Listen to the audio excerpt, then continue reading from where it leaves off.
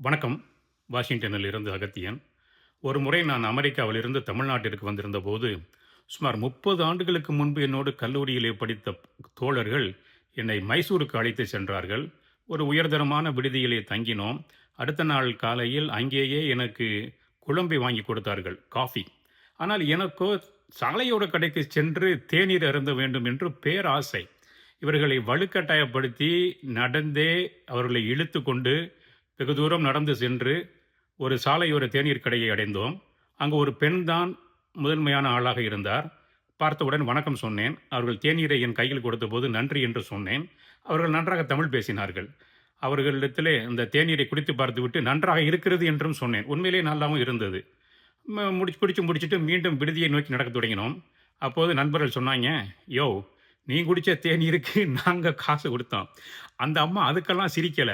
நீ தேநீர் நல்லா இருக்குன்னு சொன்னா பாரியா, அதுக்கு தான்யா அந்த அம்மா சிரிச்சுச்சு. எங்கேயா அந்த பழக்கத்தெல்லாம் கத்துக்கிட்டன்னாய்ங்க." பிறப்பிலேயே இறைவன் கொடுத்தது. அமெரிக்கா வந்த பிறகு அதிகமாகி போனது. ஏனெனில் அமெரிக்கர்கள் அப்படித்தான் நடந்து கொள்வார்கள். நாம் பெரும் பொருள் செலவு செய்து வெளிநாடுகளுக்கு செல்வோம், வெளியூர்களில் செல்வோம் அல்லது சாப்பிட செல்வோம். அந்த பணம் எல்லாம் முதலாளிகளுக்கு போய் சேரும். ஆனால் நமக்கான பணிவிடைகளை செய்பவர்கள் இந்த கடைநிலை ஊழியர்கள் தான். Hospitality industry. இவர்களை பொறுத்து தான் நம்முடைய பயணத்தின் வெற்றி அமையும். அதனால் இவர்கள்தான் நமக்கு தெய்வம். அவர்களைத்தான் நாம் அதிகம் மதித்து நடக்க வேண்டும். ஆனால் நாம் தாறுமாறாக அவர்களை நடத்துவோம்.